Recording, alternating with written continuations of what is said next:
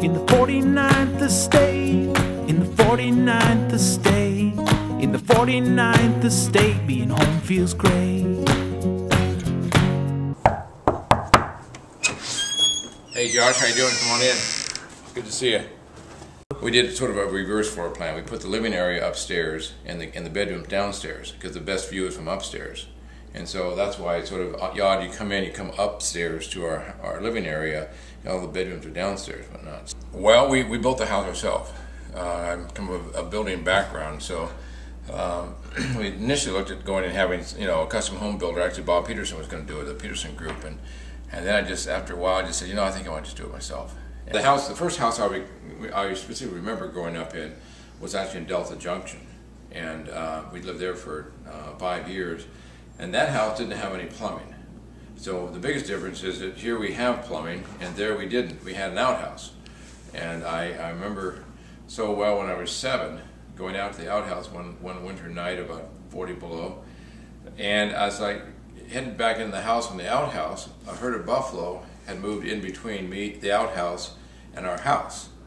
And this is before cell phones. I'm not sure even we had a telephone. And so here's a 7-year-old kid freezing to death at 40 below, thinking, well, either way, I'm gonna die either trying or not. And so I walked through that herd of buffalo, and I tell you, some things you don't forget. That was one for me.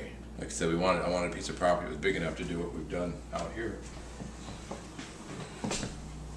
So the gazebo was a carryover from Valdez. I actually built that in Valdez, and the girls wanted it brought over so they could have their little parties and birthday parties in the gazebo, so I brought that over and rebuilt that here.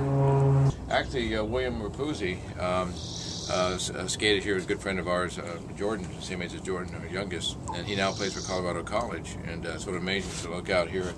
I think it's the Rookie of the Year or something like that. Look at this little rink, and that was where they used to play hockey and whatnot. So that was fun. That was between hockey and basketball and soccer. Actually, we had this has on occasion been a driving range, kind of over my protest. I'll come out and the boys will be out here driving golf balls, range balls out into the mud, and which makes it a little dangerous for the people that are walking by. So I've always discouraged them to not do that.